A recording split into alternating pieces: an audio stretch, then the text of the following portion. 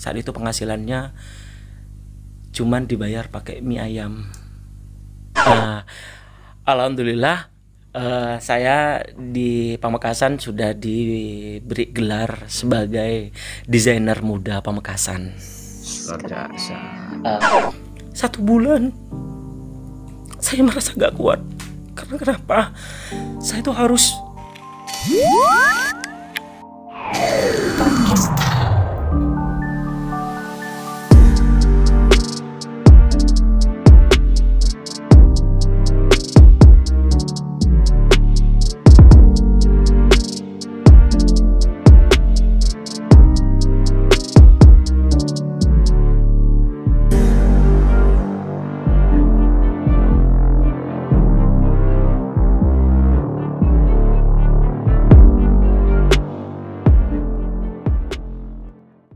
Halo, assalamualaikum sobat RTV. Kali ini kita berada di segmen Podcast Star. Nah, sudah bersama kita Mas Lutfi. Mungkin beberapa sobat RTV ada yang sudah tahu nih, karena Mas Lutfi ini adalah desainer iya, MC iya, MUA iya, banyak banget. Semuanya diambil sama dia. Kita bagiannya yang apa nih? Itu dia. Halo, gimana kabarnya? alhamdulillah baik. Waduh, ini Mas Lutfi ini kalau sudah tampilan seperti ini lebih ke desainer juga ya? Iya, bisa jadi. Apa jangan-jangan jasnya ini ngedesain sendiri? Ngedesain sendiri, ngejahit sendiri. Ngejahit sendiri. Iya, benar. Tapi sebelum itu sebenarnya dari dulu atau baru-baru ini? Yang apa, Kak? Karena Sudah semuanya suka sama ngedesain-desain sama apalagi menjahit, karena nggak semua desainer itu bisa menjahit kayaknya deh. Iya. Kenapa diambil semuanya sama Mas Lutfi? Mungkin talent yang diberikan oleh Tuhan. Itu saya yang harus saya Alhamdulillah syukurin. ya, Iya, alhamdulillah. dari dulu? Awalnya itu tahun 2006, Kak. 2006. Tahun 2006 baru mengenal tentang dunia bisa dikata nih kayak dunia modeling, dunia fashion, kesenian kayak gitu gitu-gitu. kan. Tahun 2006. Cuman awal-awalnya seperti itu. Pas 2006 itu kelas berapa? Masih kelas 2 MTS. Kelas 2 MTS. Kelas 2 MTS. Mulai ada ketertarikan ya. Sebenarnya sih berawal dari pramuka, Kak. Oh, pramuka.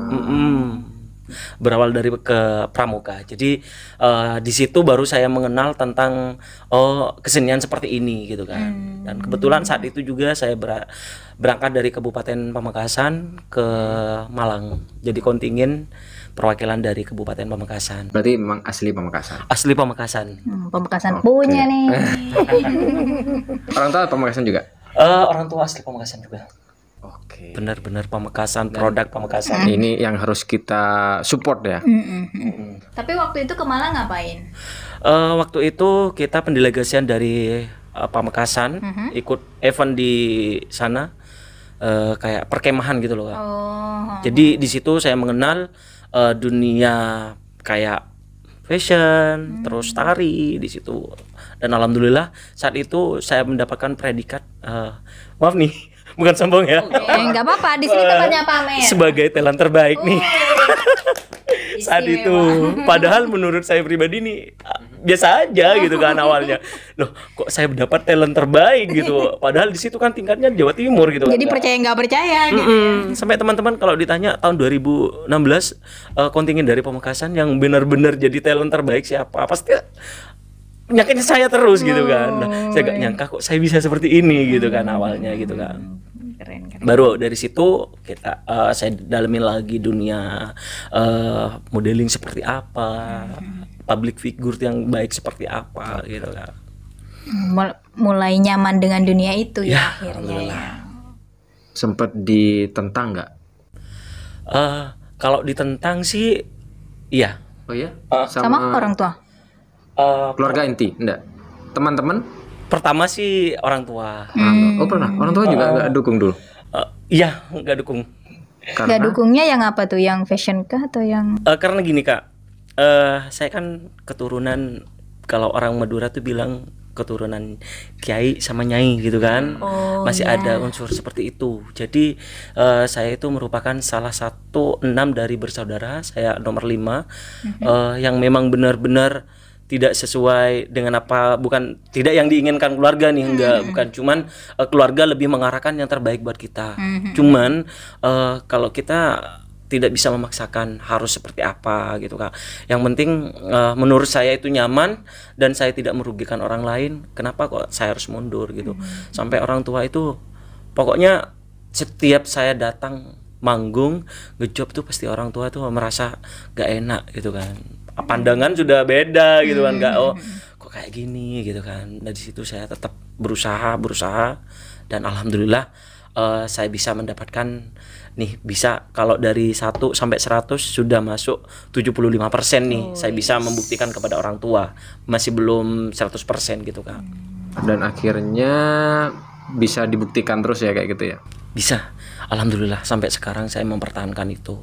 Yang awalnya bukan asli ditentang, cuman orang tua dibilang, "Nak, mondok napa sih?" gitu. Oh, lebih ke arah yang berbeda. Agama gitu kan. Nak, kakakmu gini loh. Nak, ini loh. Saya kan ini gitu. Saya nyoba, cuman masih rasa itu kurang nyaman Belum gitu dapet kan, gitu ya. feelnya belum dapat ke saya. Jadi saya lebih fokuskan lagi, saya buktikan kepada orang tua gitu. Tapi termasuk berani nih ya Kak Lutfi, karena di Madura itu ketika kayak apa yang namanya keturunan itu memang kayaknya udah melekat banget gitu ya. Dan itu Kak Lutfi harus berani keluar dari zona itu ya kan. Benar, Kak, Dan benar. itu pertarungannya gimana itu? Gini Kak, awal mulanya saya akan membuktikan sama orang tua saat itu tahun 2006 itu kan, masih nihil nih buat keluarga gitu kan. Kalau nggak cuman nari gitu kan. Ada salah satu keluarga yang bilang dia bisa bangga nak kalau kamu itu bisa mondok atau apa gitu. Saya tetap Kak dengan pendirian saya boleh nih mondok asalkan saya tuh dikasih 1 kamar, terus ada kasur khusus bagi saya gitu. Privasi gitu. Saya mau mondok lagi gitu. Saya kalau nggak dikasih seperti itu tidak mau mondok gitu. Cuman dikirain mondok sama mbahnya gitu kan gitu. Aduh gitu kan. Jadi ya wes saya buktikan lagi dan alhamdulillah perekonomian saya sudah mulai keangkat Kak. Dari awal mulanya nih untuk kita makan aja itu sangat sulit banget Kak. Saat itu perekonomian, saat itu orang tua sudah mulai ini kan sudah gak bisa kerja banget gitu.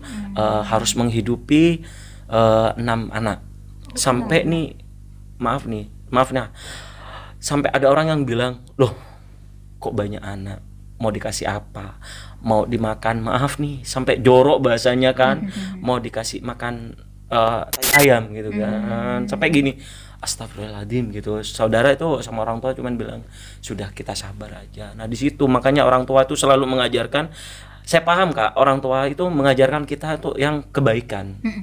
Saya tidak menyalahkan, sekarang baru saya sadar, oh niatnya orang tua saya seperti itu, tujuannya arahnya ke sana gitu. Saya yakin itu pasti gak ada orang tua yang pengen anaknya itu yang tidak terbaik gitu loh. Pasti akan memberikan yang terbaik buat anak. Cuman kita beda, arahnya orang tua seperti ini, arahnya kita seperti ini gitu kan.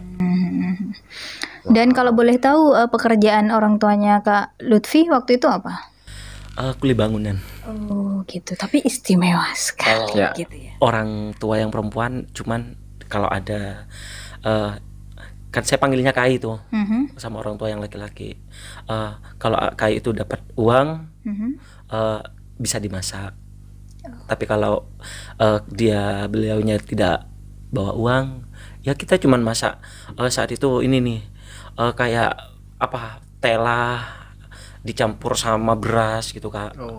Jadi dipotong-potong kecil gitu kan, dibuat makan bareng, terus dikasih garam sama mecin sama cabe, diulek-ulek pokoknya, dikepel-kepel kayak gini tuh Kak. Lalu dimakan udah kayak gitu. Miris banget saat itu perekonomiannya. Tapi enggak sulit dipikirkan banget gitu. Kayaknya nggak percaya gitu loh kalau Mas Lutfi itu melewati itu sampai semua. Sekarang aja nggak percaya, dulunya saya seperti ini ya Allah. Sekarang memang benar-benar diangkat gitu. ya sama Allah. Alhamdulillah sudah diangkat derajatnya sedikit demi sedikit. Oh iya pastinya dong ya, tinggal proses. Dari sekian banyak tuh ada titik terendahnya nggak sih? Titik yang berat banget gitu? Ada. Ini gini. Mau makan nih Kak, ceritanya mau makan. Kan orang Madura biasanya kan 3 kali makan. Kita itu makannya 2 kali, ngirit-ngirit banget gitu kan. Kadang untuk nasi itu kita makan bersama, yang sangat membuat saya itu tidak bisa melupakan jasa orang tua gitu kan. Beliau bilang sudah makan. Oh, supaya anaknya bisa makan. Orang tua. Bayangkan 6 nih Kak, 6 anak gitu kan. 6 anak panjenengan lestari seueur gitu kan. Saya bilang gitu kan sama kiai gitu kan. Oh, mari cowong bilang gitu kan. Tapi ibu, mari anak kan. Mari anak bilang gitu cuman. Tapi setelah kita intilin nih, ternyata beliau mengambil sisa-sisa dari yang kita makan gitu loh. Ya. Sampai gini, ya Allah, segitunya gitu kan. Makanya keluarga itu sekarang bagaimana caranya rezeki yang saudara saya dapat itu tanpa orang tua saya minta itu sudah dikasih gitu kan. Setiap harinya, kadang 2 hari sekali beliau ke rumah gitu kan. Tapi gini, untuk mengembangkan apa yang Kak Lutfi pengen dan Kak Lutfi suka itu kan pasti butuh modal kan. Nah, waktu itu gimana tuh cara? Nah, ini nih Kak. Modal itu saya pertamanya gini. Kan anak yang waktu sekolah-sekolah itu kan mau dapat modal itu kalau saya gini. Saya itu Kak habis sholat asar gitu kan. Saat itu musimnya nangkap-nangkap layangan. Oh iya. Kan ya nangkap layangan. Nah, jadi saya ada 2 teman saya sama teman saya gitu kan. Berangkat habisnya asar gitu. Pulang kadang habis maghrib gitu. Jadi kita ngumpulin layangan-layangan itu Kak saat itu. Jadi layangan-layangan itu kita tangkap sampai dari saya pelosok rumahnya sampai ke kota kita kadang mengantongin sampai kurang lebih 50 layangan gitu Kak. Saat itu masih layangan harganya sih 250. Satu layangan. Jadi kita kalikan ini langsung kita bagi. Ini menjadi berapa gitu kan. Jadi di situ kita mulai nyicil-nyicil dikit gitu kan. Saya dikasih orang suruh ngerjain cong, ini kerjain. Saya tabung. Akhirnya caranya saya nabung gini Kak. Saya taruh anggap saya itu naruh uang itu di tempat anggap ini sampah. Gimana? Jadi ceritanya saya tidak ingat lagi dengan uang ini nih. Oh iya. Jadi saya ada uang sisa nih, saya taruh di celengan. Anggap ini sampah gitu kan. Buat saya tidak mengingat lagi. Kadang ada orang, oh ya aku punya celengan nih. Kadang sudah gak ada uang dicongkelin gitu kan. Kalau saya enggak, saya anggap ini sampah gitu aja. Jadi sekali naruh saya gak ingat lagi gitu. Kalau ada lagi rezeki, nah di situ baru saya sudah tabungan berapa ya, kalau nggak salah itu sampai 2 tahun baru kebuka, hasilnya saya bisa apa yang saya inginkan nih sedikit demi sedikit tercapai. Wah. Dan dari sekian banyak pahit manisnya, sekarang kita tanya manisnya nih. Hingga saat ini apa aja nih yang udah ditoreh dari seorang Kak Lutfi ini? Oke.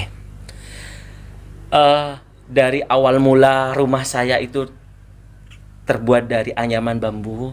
Oh iya. Awalnya bambu. Kucing pun masuk.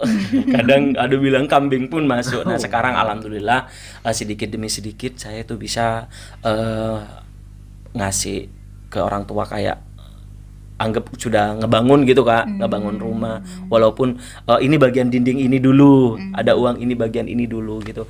Dari awalnya rumah yang gak ada isinya gitu. Sekarang saya isi kayak ada lemari, kulkas dan yang lain-lain gitu kan. Dan dari pengalaman-pengalaman yang saya dapat alhamdulillah sekarang saya bisa dikenal orang gitu kan.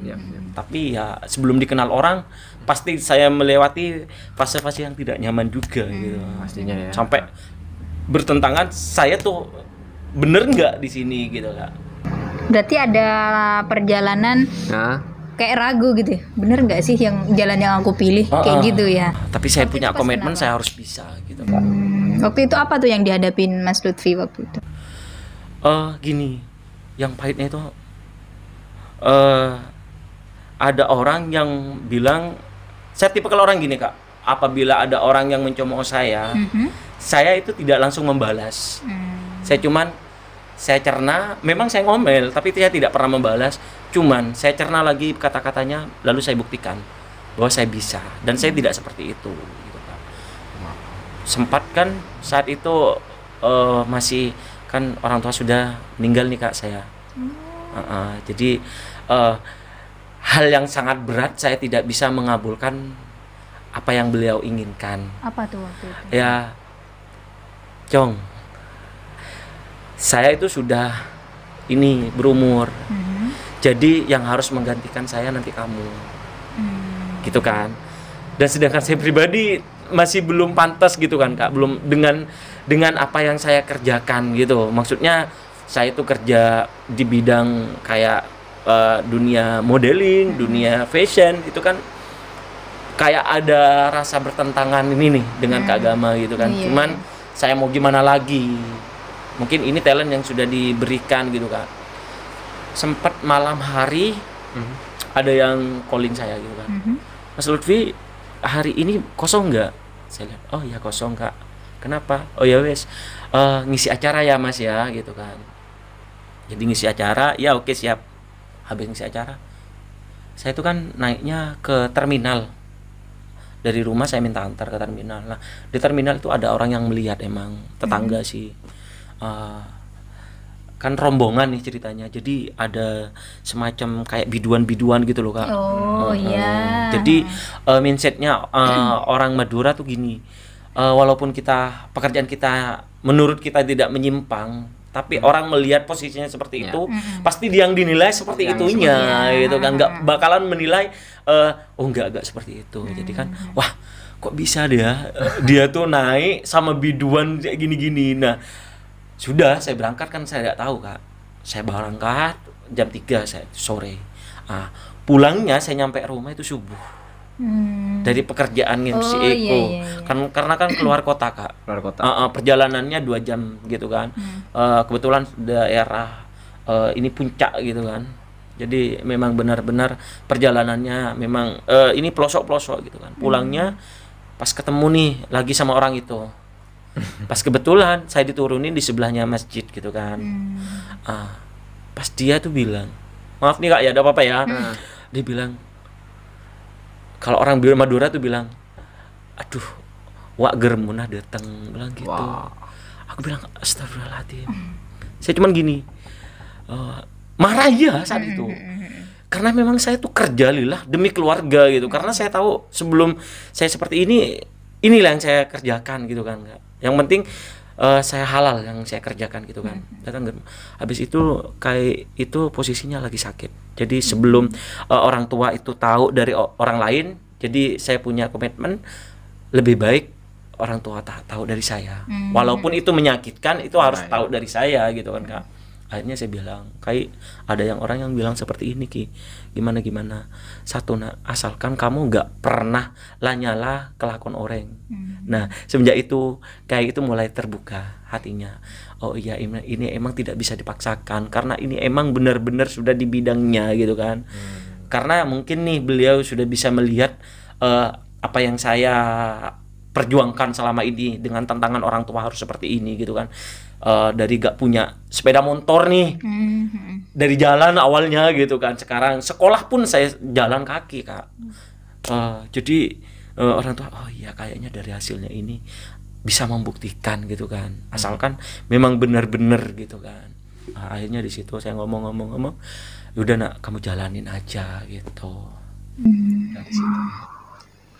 Berarti emang sekarang sudah didukung banget ya oleh keluarga ya, sudah dan keluarga juga tahu kalau pulang pagi pun juga karena apa kayak gitu.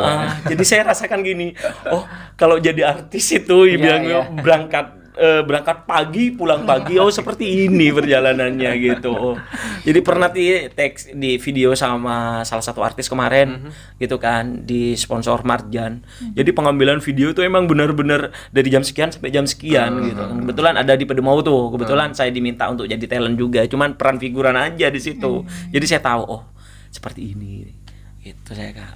Ya, jadi memang kita jangan melihat dari luarnya saja. Kita harus tanya klarifikasi langsung aja gitu ya ke orang kalau sebelum kita menjudge seseorang kayak gitu.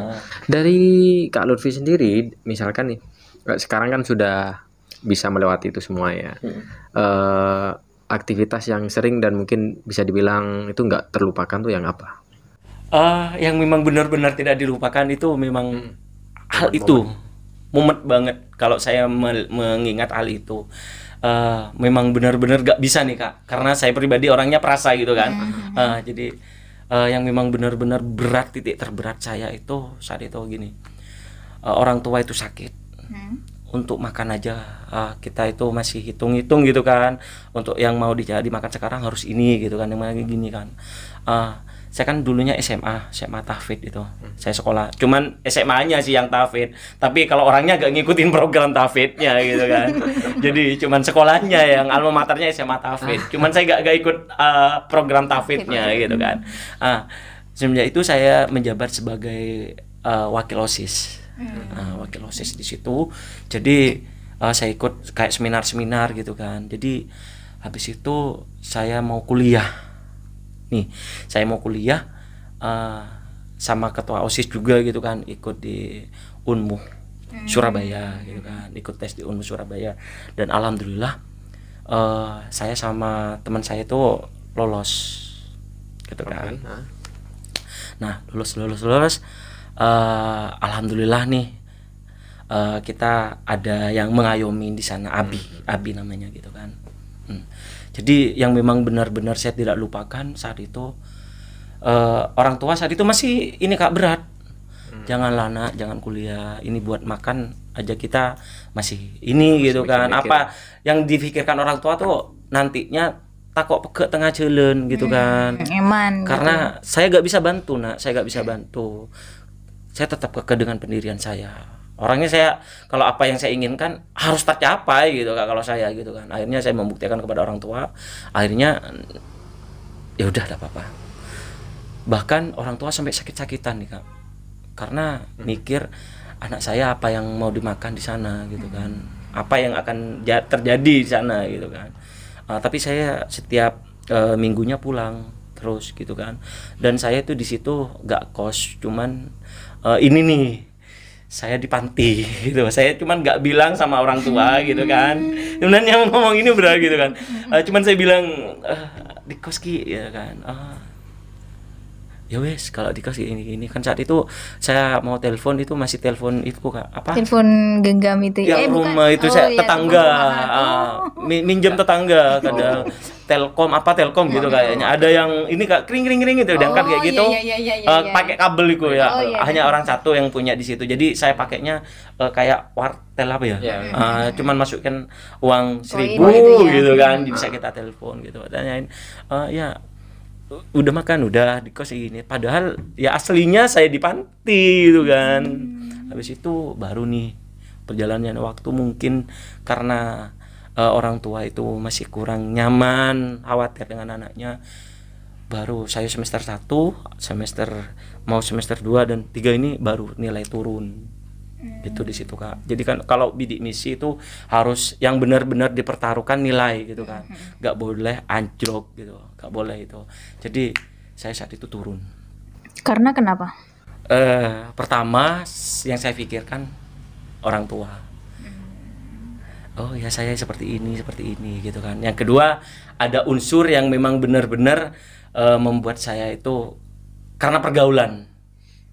Saya jujur nih, bukan pengaruh teman minum atau enggak. Cuman saya itu ada teman. Nah, ceritanya saya kan anggap bisa dikata agak lumayan pintar sih. Gitu kan. Cuman ya itu kita dekat gitu kan. Gak ada apa, cuman saya tuh keteteran sama nilai-nilai saya Kak. Jadi saya ngerjain nilai-nilainya orang itu. Jadi saya jadi keteteran sama punya saya, dan akhirnya ya mau tidak mau saya harus dikeluarkan. Dilepas bidik misinya. Iya. Kalau saya mau tetap kuliah di situ harus bayar gitu Kak. Terus gimana? Saya gak bilang sama orang tua hal itu. Saya berusaha terus tahan di situ. Dan akhirnya di situ titik kerapuhan saya. Karena bingung ya mau dapat dari karena mana. di titik sana saya cuman sebatang kara, hidup di sana cuman bilang, oh ya saya tuh kerjanya di ini kayak gitu, di panti. Saya nggak bisa ngomong itu gitu kan, karena memang benar-benar panti gitu yang saya tempatin di saat itu gitu kan. Sampai sekarang saya masih belum berani bicara sama orang tua yang perempuan dulu yang seperti itu. Jadi ya saya kesalahan terbesar saya nggak ngomong gitu kan. Nah yang membuat saya berat gini Kak, saya itu bidik misi dicabut dan saya harus bayar, harus makan gitu kan Kak. Nah yang saya membuat benar-benar nih merinding, untuk saya tidur saya gotong tas saya itu kan. Tas saya gotong, kalau mau masuk kuliah digotong ke kampus gitu, ke kantin. Pas mau pulang baru nih bener-bener cari toko yang benar-benar ketutup. Tadi tuh toko itu saya cari Kak sampai benar-benar ketutup banget gitu untuk saya tidur gitu. Akhirnya saya tidur di toko itu gitu kan. Saya merasa masih saya harus kuat gitu. 1 bulan saya merasa gak kuat. Karena kenapa? Saya tuh harus, masa sih saya harus bohong sama orang tua gitu kan. Pulang kuliah saya ambil lagi tas saya sama kardus. Teman saya sudah bilang gini, udah Lutfi pulang. Saya bilang enggak, sebelum saya sukses saya gak mau pulang gitu. Saat itu masih alhamdulillah gak musim hujan. Titik terberat saya di situ. Jadi saya tahu rasanya tidur di pinggiran jalan seperti apa. Terus ya menunggu toko itu tutup. Seperti apa di saat itu Kak? Saya merasa titik terberat saya di situ. Dan ada orang yang ngomong seperti itu, memang benar-benar saya berat banget. Dan saya seperti itu karena ada kesalahan dari saya, gitu kan. Saya tidak bisa mempertaruhkan nilai saya karena emang pergaulan di luar tuh bukan pergaulannya yang jahat, tapi kita sendiri yang nggak bisa kontrol nih Kak ya, gitu kan. Jadi ya itu 1 bulan saya gak kuat, saya pulang. Saya pamit, saya jujur. Orang tua tuh nangis. Udah nak, saya tidak menuntut kamu apa. Saya tidak pernah menuntut kamu tuh harus ngasih saya uang ataupun apa, jangan. Yang saya tuh cuma bilang, kamu kerjakan apa yang kamu suka gitu kan. Dan jangan pernah mengusik kehidupan orang lain gitu. Nah di situ Kak titik terberat. Rasanya gimana ya? Mungkin sahabat-sahabat di sini akan merasakan apa yang saya rasakan setelah mereka mengalami. Tapi saya yakin mudah-mudahan cukup saya aja gitu kan Kak. Cukup saya aja yang pengalaman di sini. Kita itu memperjuangkan ini nih. Bisa dikata harga diri gitu kan. Harga diri kita. Saya bisa akhirnya saya tetap gak bisa Kak. Gitu, gak bisa kuliah karena memang di situ saya tidak ada pendapatan atau penghasilan lagi. Maaf nih Kak ya. Berarti memang panti asuhan itu untuk anak-anak yang bidik misi atau gimana? Sebenarnya untuk panti asuhan itu awal saya ngekos Kak. Ngekos ternyata saat itu masih kosannya 250 per bulan. 250 itu pun kamar mandi luar gitu. Cuman kasur memang sudah kayak kaku banget kasurnya itu Kak. Jadi habis itu di panti itu kita cari channel yang bisa ini. Ternyata di panti itu ada wadah. Cuman syaratnya harus ngajar anak ngaji gitu Kak. Kalau malam ngajar ngaji, kalau sore juga ada anak-anak les ngaji, kita ngajarin di situ gitu. Tapi kita saya sudah gak kuat lagi di situ. Tapi di panti itu sudah disiapkan yang namanya makan. Pokoknya fasilitas sudah ada di panti itu. Cuman saya tetap kekeh, saya gak boleh bilang seperti ini gitu Kak. Karena gimana nih? Betul. Kan? Jadi saya tidak pingin orang tua itu tahu apa yang saya rasakan di luaran sana, jadi biar tidak kepikiran gitu Kak. Jadi bahasanya gini, saya membohongin bohong demi kebaikan. Menurut saya itu baik gitu kan. Menurut saya itu bohong baik, tapi ya alhasil lebih baik jujur walaupun menyakitkan gitu. Oh, berarti berat banget ya perjalanannya. Ternyata ada pengalaman yang ini luar biasa banget di balik itu semua. Dan dari pengalaman itu sekarang sudah bisa membuktikan apa aja nih sekarang nih yang sudah dicapai nih. Alhamdulillah saya di Pamekasan sudah diberi gelar sebagai desainer muda Pamekasan. Luar biasa. Bersama tim nih di bawah naungan Disperindak Kabupaten Pamekasan saat itu. Alhamdulillah kita talkshow Jawa Bali kemarin. Bisa talkshow ke Bali. Dan ya alhamdulillah sekarang saya merasakan bisa ngerias manten, juga saya juga bisa untuk punya link dekor nih, punya sendiri, usaha sendiri sekarang sudah. Kalau biayanya sih kalau dibuat rumah bisa gede gitu kan. Cuman ya itu kita ngicil harus pertama nih beli apa. Kebetulan ada partner yang memang benar-benar saya bilang Cong belikan ini gitu kan. Ini lebih murah gitu ya. Nah jadi ngicil ada uang 100.000 nih, saya langsung ngicil 100.000 gitu. Ini 100.000 dibuat apa gitu kan. Pernah sih Kak pertama ngejob itu ke luar kota, ke Sumenep. Itu dengan biaya berapa ya pokoknya. Dia pakai sepeda motor digotong-gotong gitu dari sepeda motor dulu gitu kan. Bawa rumput-rumput gitu. Wah pokoknya orang bilang miang sampai miangan gitu loh Kak, sampai gatal-gatal semua. Jadi ya alhamdulillah sekarang dari awal cuman bisa digotong pakai sepeda motor. Nih sepeda motor nih besi apa-apa sekarang alhamdulillah bisa dimuat kayak pick up. Punya sendiri. Punya sendiri. Alhamdulillah. Dari hasil perjuangan. Berarti di saat titik terendah saya itu ada kesuksesan yang sedang menunggu. Iya benar. Karena kalau Mas Lutfi itu terus kuliah di Surabaya, mungkin Mas Lutfi nggak akan balik ke Pamekasan. Benar. Rezekinya udah di Pamekasan. Rezeki itu nggak gini Kak. Kita nggak mau ngejar rezeki nggak bisa. Betul.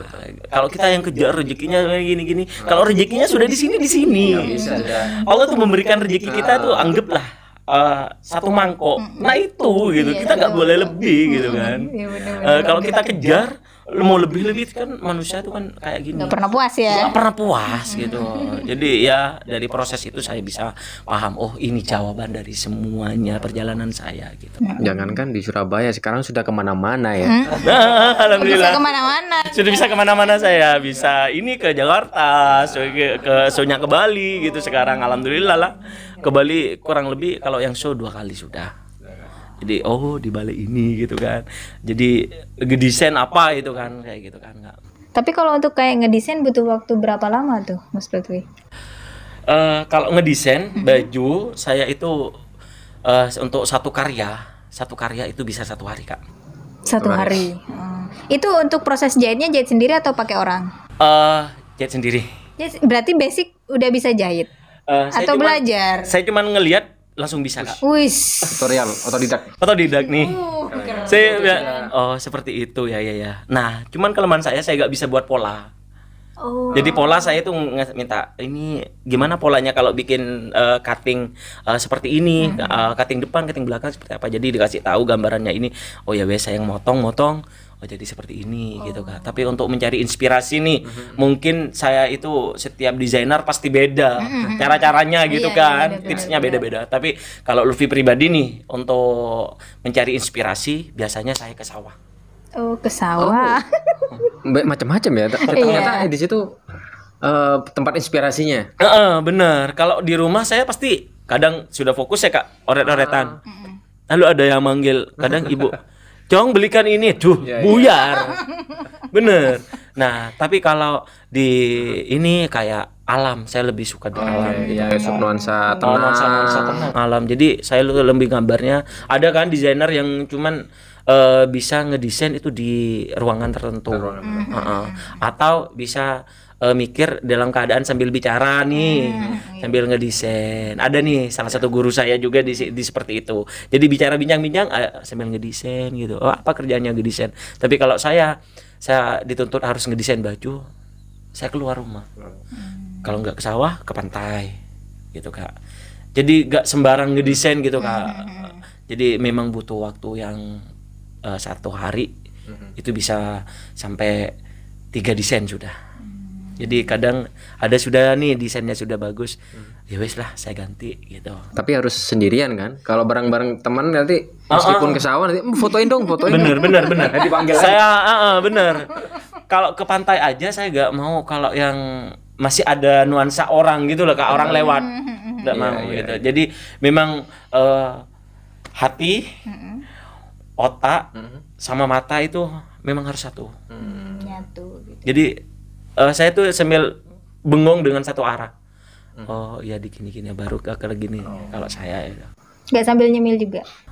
Enggak sih Kak. enggak. Bisa jadi. Enggak jadi nih.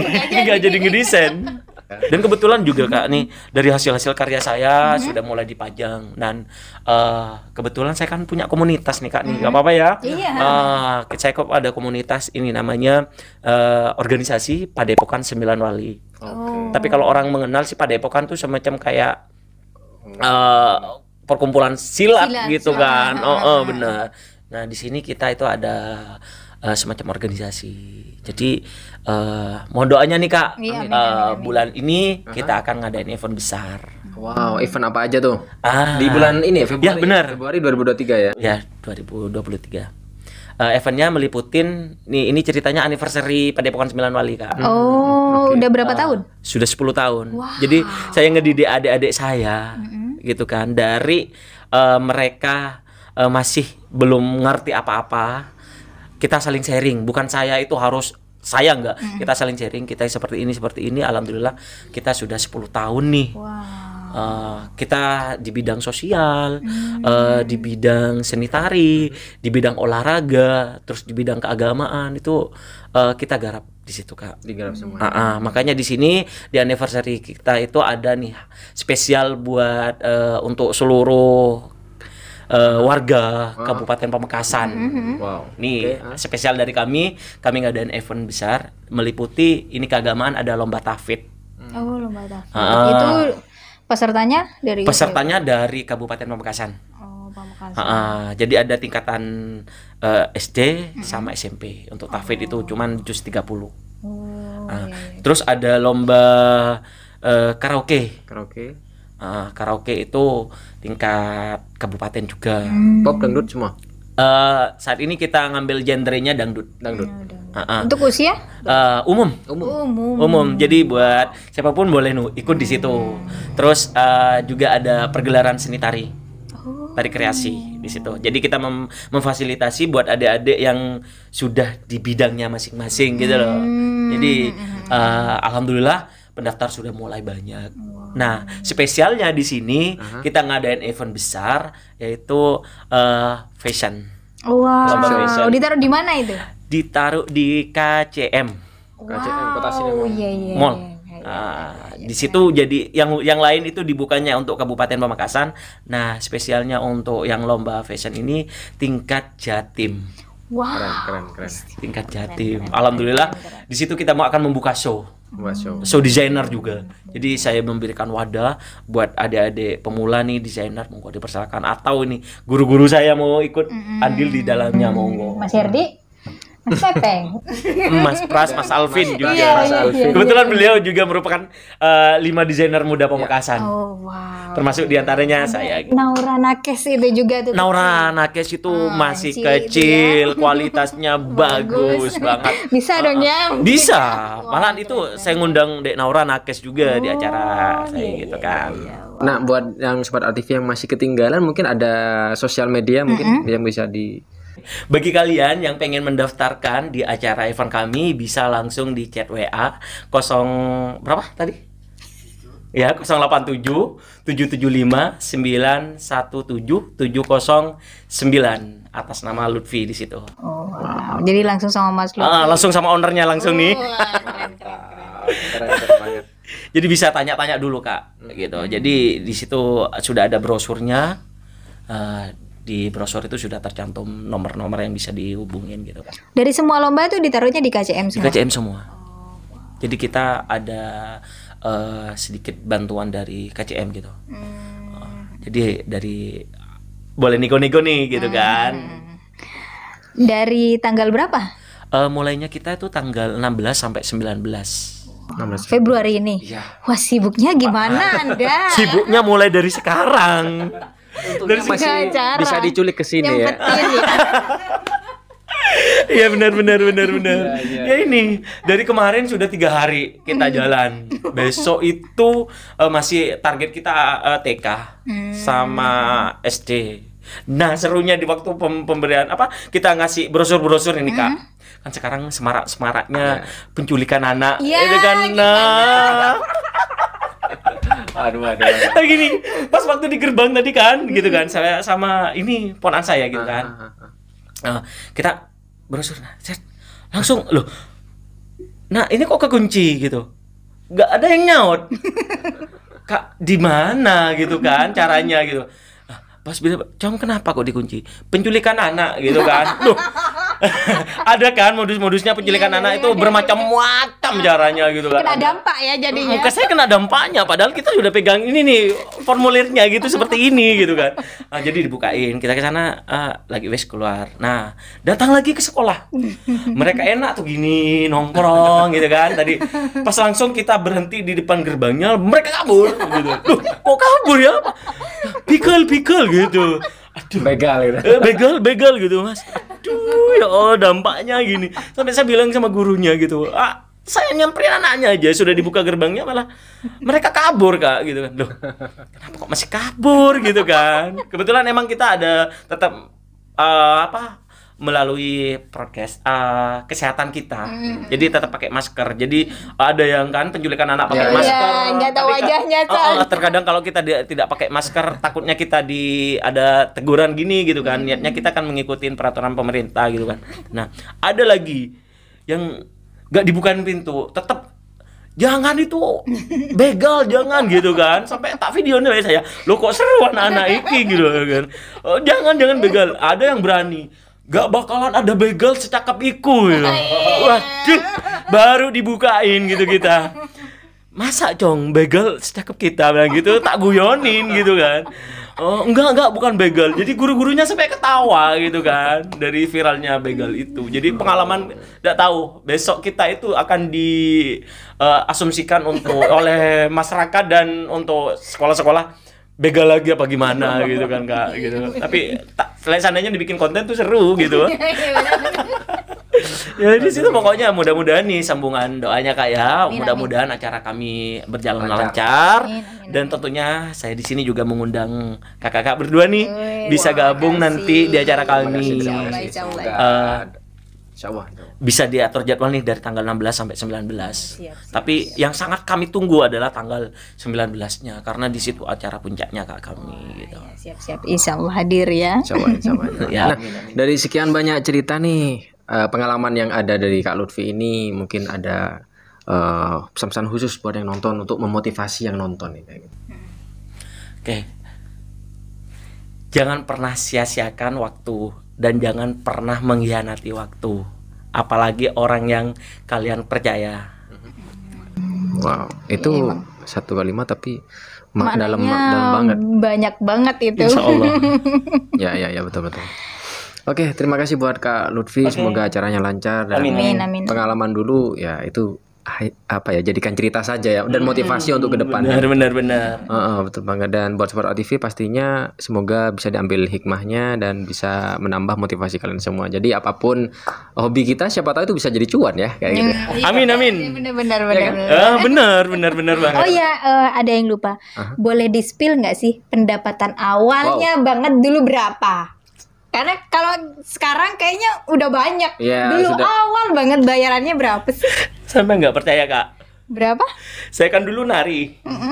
Penari, aslinya penari, basicnya penari kan. Nah, saya tuh pernah nari di Kabupaten Sampang. Kebetulan itu mendelegasikan itu kan. saat itu penghasilannya cuman dibayar pakai mie ayam. Oh, Mie ayam saat itu 6.000. konsumsi aja ya berarti ya? Enggak, itu bayarannya. Oh, bayarannya? Iya. Wow. Penghasilan dulu. Oh, dulu, tapi sekarang sudah udah Ya itu berkali pengalaman yang lipat dulu. dong, ya kan? Kalau yang sekarang alhamdulillah. Alhamdulillah dong. gitu Makin seger sekarang. Makin seger sih alhamdulillah. Awalnya saya kurusan enggak? Oh gitu. Iya, mie ayam.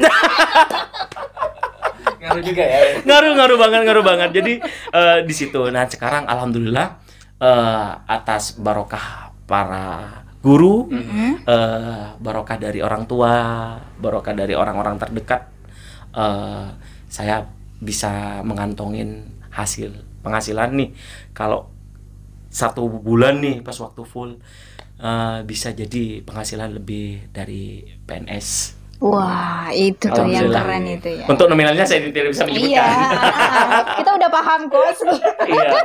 Kalau benar-benar gitu kan Kak, Iya, agak melebihi untuk yang PNS. Tapi kalau pas waktu sepi-sepinya banget, Paling sepi. paling sepi, udah 1 bulan palingan 500 gitu Kak. Ya lumayan itu ya. Masih banyak pengeluaran Kak, karena semakin banyak kita, semakin tinggi kita kan, semakin kita itu makin jaya, semakin banyak juga pengeluaran, semakin banyak pendapatan, semakin banyak pengeluaran gitu. Kadang sampai gini, kalau sudah gak di dompet itu sudah terisi 10.000, jangankan 10.000, 100.000 di dompet itu saya sudah kegirangan, gimana gitu kan carinya gitu kan, sedangkan belum jadi kadang saya sepeda motor tuh tak ini Kak, udah jangan keluar aja gitu sepeda motor. Ya pokoknya satu minggu itu sepeda motor jatahnya 20.000, 25.000 saat itu Kak. Harus 1 minggu 25.000 gitu. Jadi seminggu 25.000, kadang lebih gitu kan. Kadang nih, bos, keluar ya wes tak jemput aja enggak apa-apa gitu kan gitu. Jadi ngirit nih kalau emang waktu itu enggak dapat, tapi sekarang alhamdulillah semakin karena saya percaya Kak. Semakin kita membagi, semakin banyak rezeki kita yang lebih berkah. Iya, karena janji nih ada nih suatu, saya pernah pengajian, apabila kita itu mengayomin anak yatim sama kaum duafa, insya Allah rezeki akan datang, tidak tahu dari mana. Baik yang dari langit akan diturunkan, yang dari bawah, dari bumi akan dikeluarkan. Saya amalin itu, dan saya itu tanamkan kepada adik-adik. Kamu mempunyai rezeki berapa, jangan lupa beramal. Karena semakin kamu tidak beramal, kamu akan selalu dikasih sama Tuhan, diberi anggap bayaranmu 1 juta, akan dikasih 2 juta. Kamu semakin lupa. Karena kalau kita berbagi itu tidak akan mengurangi nikmat Mengurangi, kita. yakin, saya bilang yakin, berbagi nak. Karena rezeki yang ada di atas akan diturunkan, yang di bawah akan diangkat. 2 hal, anak yatim sama kaum duafa, yang kamu harus santunin. Alhamdulillah, itu program kami Kak setiap tahunnya. Nah, itu yang kita harus banggakan juga ya, bisa dicontoh buat Sobat RTV nih. Jadi memang dari semuanya itu memang harus dari hati juga, terus dan yang paling penting beramal katanya. Benar. Karena apa yang kita dapat itu ada bagian orang yang berhak. Iya, benar banget. Dan yang namanya usaha tuh nggak akan pernah mengkhianati hasil ya. Benar. Dari sekian banyak cerita. Bayangkan nih seorang Lutfi pengangguran, iya, orang nggak punya, iya, orang yang ini, iya. Tapi kenapa saya tuh bisa punya sepeda motor, punya penghasilan ini? Karena saya yakin Kak, karena ada 2 doa ini yang diijabah. Anak yatim sama kaum duafa. Mungkin orang yang bilang, ngobo toyol mungkin. Ada yang bilang, paling oleh korupsi, paling gini. Gitu ada emang bilang Kak. Ada yang bilang sudah, itu bikin rumah karena ada gini. Dan dia tuh sudah punya sepeda motor. Dia itu ada yang bilang rumahnya tingkat, saya sudah. Ada yang bilang saya sudah punya mobil. Nah, mau punya mobil gimana? Wong gang rumah saya gak bisa dilewatin mobil gitu loh. Didoakan, barangkali itu doa. Saya cuman gini, amin gitu kan. Karena doa orang yang teraniaya insya Allah dikabul gitu kan. Ya alhamdulillah. Nggak nolak ya kan? Bener. Semoga bisa menjadi pelajaran dan buat Sobat RTV ambil positifnya dan buang negatifnya. Benar. Dan buat RTV mudah-mudahan tetap jaya dan mudah-mudahan selalu barokah apa yang didapatin. Terima kasih juga sudah mampir di sini ya. Jangan bosan-bosan untuk memberikan pelajaran dan motivasi buat Kita tunggu karya-karya terbarunya dan itu juga. prestasi barunya kesini udah Insya jadi Allah. Mas Makin- Lutfi yang kayak gimana ya? Wah. makin dikenal gitu ya. Amin. Oke, thank you very much. Dan buat sobat RTV yang nonton, thank you dan nonton sampai detik kali ini dan see you in the next video. Bye bye. Wassalamualaikum warahmatullahi wabarakatuh.